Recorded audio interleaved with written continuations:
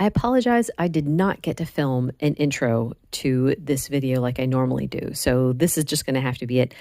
My husband was the one who gave me this idea for a stuffed shell filling. He just had a hankering for it. I ended up making it a couple weeks ago, and it was delicious. So I wanted to make it again and take it over to my sister-in-law's house and see what her and her family thought about it.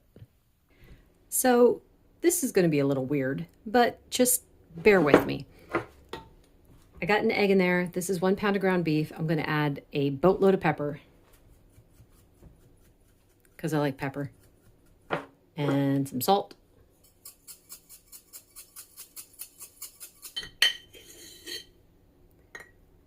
And a scoop of collagen. Now, while I'm doing choppy chop, I'll tell you why I did the egg and the collagen.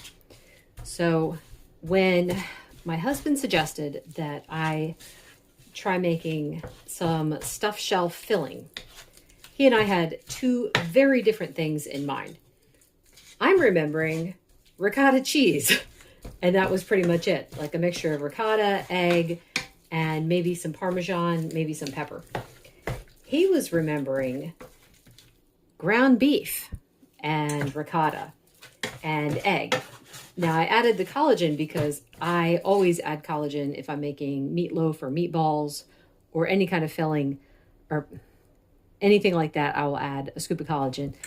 It does something to the meat, so I add it. Now, I haven't turned the heat on just yet. I will in a second. But I want to get the egg and the collagen mixed in as good as possible. Now, the egg also does something to the flavor of the meat. I don't know. It's the fat, I guess. Anyway, I really like it. I think it tastes good. All right, that's all mixed in now. I'm going to turn the heat on high and add some onion powder. Not a whole lot.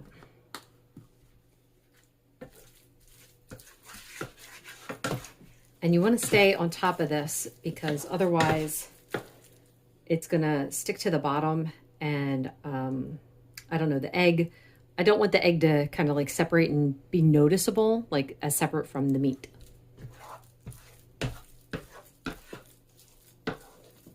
And I don't think you guys need to see this whole part. I'm just cooking it until it's completely browned. And I like it when it gets a little bit past browned so that you start to get some crispy bits in there. So that's the point that I'm going to get this to. That looks perfect. It is starting to stick. This is 3 tablespoons of butter. I don't have the heat on. I'm just trying to let the butter melt a minute because it doesn't really need to be on from here. All right, this is a full 16 ounces of ricotta. It's also my favorite kind of ricotta. This I can eat straight from the container. I'm not going to add the whole thing though. I don't think I need the whole thing. So last time I made this, I didn't add enough though. So I'm just going to see, let's add like maybe half and see what it looks like.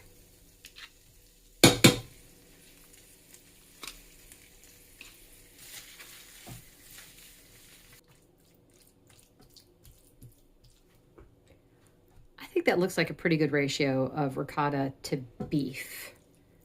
So yeah, I think that's going to be good.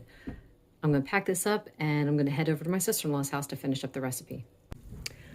So I spread it out on the pan, topped it with some butter, some Parmesan, and some mozzarella, and baked it at 425 for about 15 minutes. You might want to start checking at 10.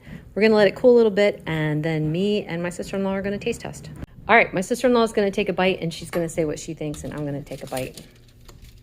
I mean, we could do this like civilized people and get bowls, but why would we do that? That's not Italian. Yeah, I know. No, you just pick from the pan. I can't even get any on my fork.